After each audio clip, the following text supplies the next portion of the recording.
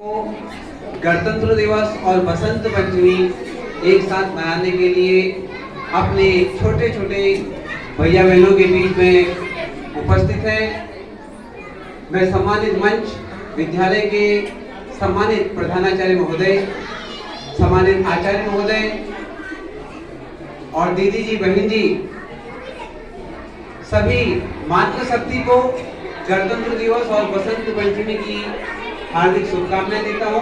एक बार छोटे छोटे भैया बहनों से मेरा निवेदन, सामने देखेंगे, हाथ ऊपर करेंगे, एक बार हाथ ऊपर, कमर सीधी करेंगे, हाथ ऊपर, ताली बजाएंगे, थोड़ा काम कराएंगे, बहुत सुंदर, हाथ नीचे, ध्यान से सुनेंगे।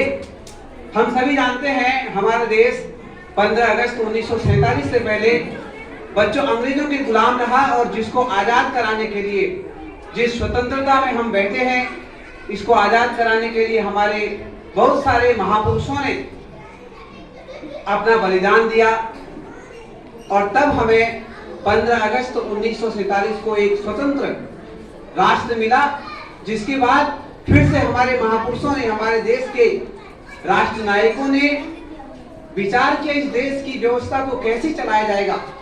इसको चलाने के लिए एक संविधान की जरूरत है और इस संविधान के निर्माण पर विचार विमर्श हुआ, अनेक प्रस्ताव रखे, अनेक बैठकें हुई,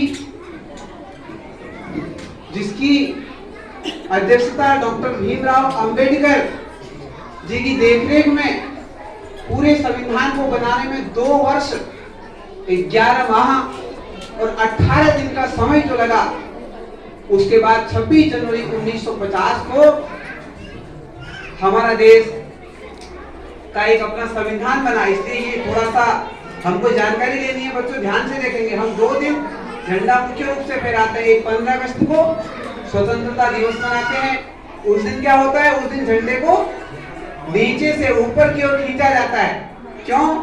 क्योंकि 15 अगस्त 1947 से पहले हमारे लाल किले पर ब्रिटिश राज्य का झंडा फहराया था और 15 अगस्त 1947 को उस झंडे को निकालकर भारत का झंडा वहां पर ऊपर, नीचे से ऊपर की ओर फहराया गया। तो उस दिन क्या करते हैं, हम झंडे को ध्वजारोहण करवाते हैं नीचे से ऊपर की ओर। और कौन करता है ध्वजारोहण? हमारे देश के प्रधानमंत्री। कहाँ होता है ध्वजारोहण?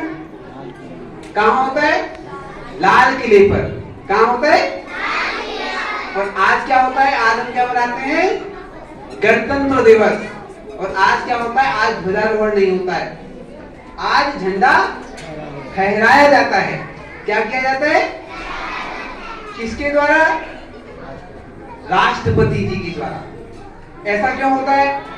क्योंकि 15 अगस्त 1947 को बच्चों जब देश आजाद हुआ तो उस समय हमारे देश के मुखिया कौन थे? प्रधानमंत्री। उस समय राष्ट्रपति का शासन नहीं था। पहले राष्ट्रपति हमारे देश को कब मिले?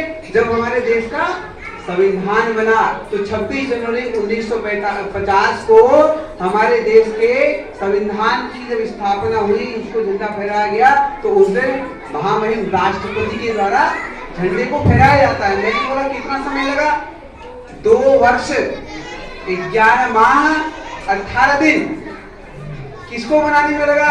हमारी शिक्षा व्यवस्था को, हमारे अधिकारों को, हमारे कर्तव्यों को, हमारे नीति निर्देशक तत्वों को, जिसमें से शिक्षा का हमारा सबके लिए एक महत्वपूर्ण अधिकार हमें दिया कि हर बच्चा किसी भी विद्यालय में जाकर के अपने बच्चे को पढ़ा सकता है। कोई भी अभिभावक, कोई भी बच्चा पढ़ सकता है। तो हम यहाँ किस चीज के लिए बैठे हैं?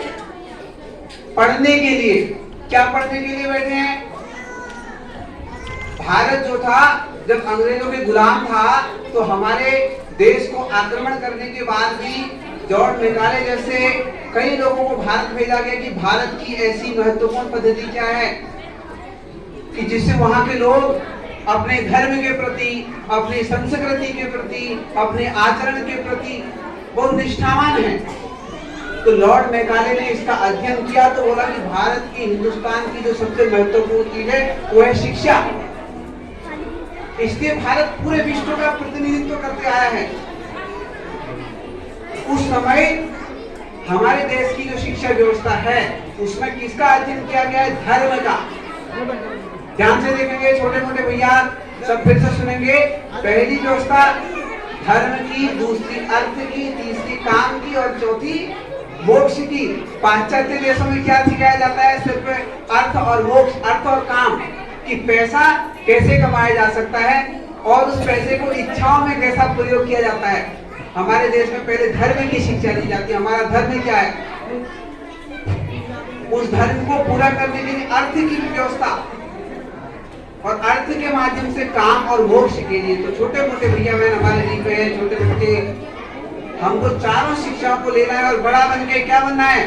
इंजीनियर बनना है, टीचर बनना है, डांसर बनना है, राजनीतिज्ञ बनना है। लेकिन इसके साथ में अपने धर्म को, अपनी संस्कृति को हमको नहीं भूलना है। तो आज के दिन हमारा सबसे बड़ा जो दिन है, ये तो गणतंत्र दिवस राष्ट्रीय पर्व है। धार्मिक पर्व क्या है? बसंत पंचमी। तो आज के दिन से गुरुकुलों में अध्यापन शुरू का कार्य होता है। तो मेरा सभी सम्मानित अभिभावक महोदय से भी निवेदन है कि जिनके बच्चे, जिनके शिशु यहाँ पर पढ़ते हैं, वो और कोशिश करेंगे कि अपने शिशु के साथ एक दो बच्चों को और इस विद्यालय में भेजेंगे, ताकि संख्या हमारी और बढ़ते जाएगी। क्योंकि धर्म, अर्थ, काम और मोक्ष पर जो शिक्षा है वो सरस्वती शिशु मंदिर, सरस्वती विद्या मंदिर के अलावा बाकी जो मॉडर्न स्कूल जितने बने हैं वहां पर सिर्फ अर्थ और काम को कंप्लीट किया जा रहा है। छोटे से बच्चे को एजुकेशन का जो उसका पैटर्न है, मैं देख रहा था कई स्कूलों में बच्चे पढ़ रहे हैं, वहाँ 26 जनवरी के दिन, 15 अगस्त के दिन सिर्फ झंडारोहण हो जाता है, बाकी बच्चों के कोई सांस्कृतिक कार्यक्रम नहीं होते। यहाँ पर हमारे प्रधानाचार्य महोदय, आचार्य महोदय, दीदियाँ इतने लगे हैं, यहाँ तक कि हम सब अभिभावक भी अपने बच्चों को कुछ सिखाने में लगे।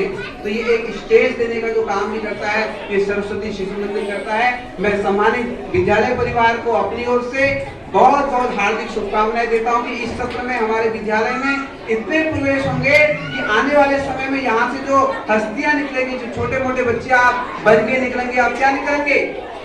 आप बहुत बड़े बच्चे जब बन करके निकलेंगे, आने वाले समय में आप हमारे देश के प्रधानमंत्री बन सकते हैं, देश के राष्ट्रपति बन सकते हैं, राज्य के मुख्यमंत्री बन सकते हैं, वैज्ञानिक बन सकते हैं। इन्हीं सभी शुभकामनाओं के साथ बहुत बहुत धन्यवाद। जय हिंद, जय भारत, जय उत्तराखंड। धन्यवाद हजरत जी का।